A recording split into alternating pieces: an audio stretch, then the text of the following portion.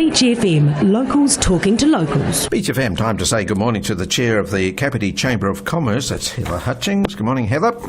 Good morning, Nigel. How are you today? Oh, lovely. When I see the sun like this, it's fantastic. Now, you went along... It's the shortest day of the year, you know. It's amazing. It is. We've got to talk quickly today. You listen fast. Ah, okay? that's right. Oh, listen fast. That's a good point, too. I never thought about that. Yeah. Now, I remember you telling me last time we were talking, you thought the council missed the mark on economic growth, you know, and you went along and put in your LTP discussions, etc. But you must be pretty pleased supporting getting this runway up and running and the airport going again with the 150,000 if it goes ahead over 3 years. We are. We're really, you know, we support KCDC in their efforts to bring the Air Chathams or any other airline, but Air Chathams, as we're talking about now. So the 50,000 is over a 3-year period. It's in conjunction with Air New Zealand. They are also putting 50,000 in over a 3-year period. Air New Zealand did promise that when they pulled out that they would help with the marketing. So that 50,000 over 3 years, or 150,000, is coming out of the Economic Development Fund. It's not coming out of the Ratepayers Fund or the Taxpayers Fund. So it was already earmarked for economic development, and the airport is part of economic development. Yes. And we've still got Shane Jones, who's still got to chase him along to see if he will support the regional economic growth and give us a little bit of money as well. That would be really great, because the airway fees that Chathams need to pay is horrendous. And to having support, and of course that's government legislation, the airway fees.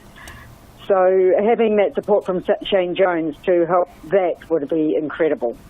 I mentioned to someone the other day, in fact I mentioned it on the radio, I thought the airport fees, you know, airway fees were something like $500,000. So it's apparently $580,000 a year. It's huge. You know, how does a business pay for that? That's dead right. So, no, and of course this is where we as a community and businesses need to support Air Chathams, so that funding comes in so that they can afford to pay for those fees. No, it's big, all right. So we'll keep our fingers crossed for Mr. Shane Jones to support that effort, that's for sure. Now, I see you were quite happy for the council to put up commercial rates. Is this not a bit of a hinder for a lot of our smaller businesses? Well, we know that regardless of what we say, commercial rates are going to go up anyway. What we're saying to council is that whatever money they collect in those commercial rates must go back into the Economic Development Fund. You know, so any of that they collect needs to go back into economic development, enticing new businesses into the Kapiti Coast so that we can increase jobs and cash flow into the community. Right. So that would also... We are only 2 regions in New Zealand that don't have the commercial rate. Okay.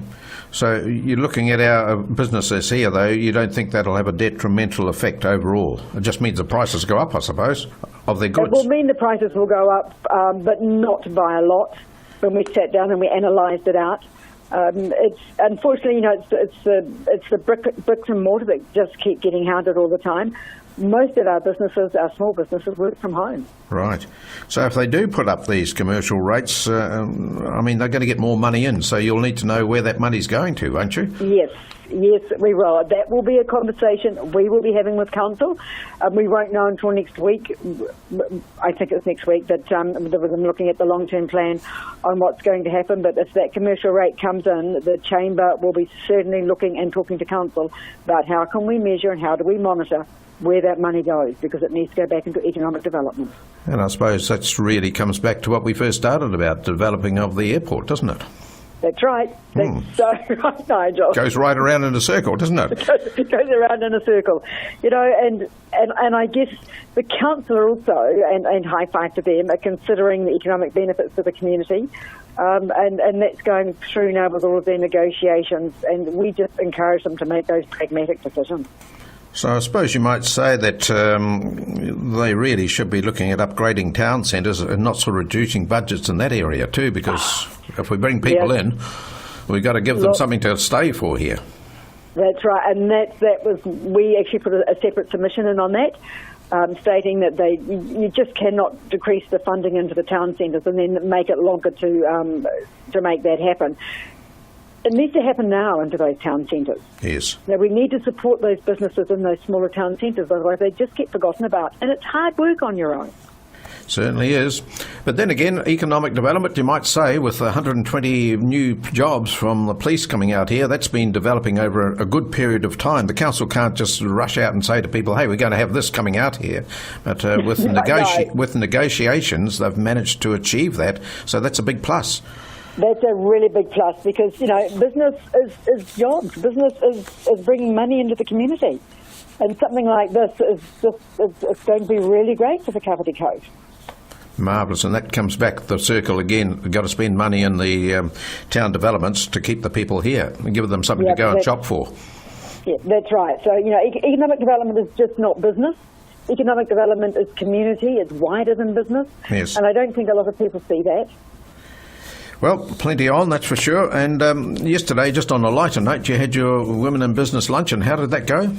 It was just amazing because Sally from Makahika, as you know, was the Electra Business winner last year. Yes. And she was just incredible. So we had 95 women and one man, bless him, that turned up. Okay.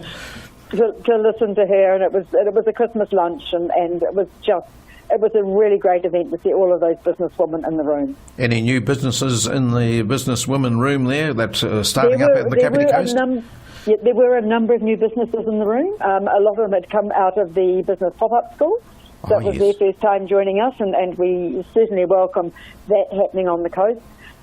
There were also a lot of, people who work for businesses, so they don't own their own businesses, but they're employees of businesses. They came yesterday as well. So that's always an encouraging sign of what business is looking like on the coast. Good on you. Heather, we thank you for your time today, and we'll talk to you in a month's time.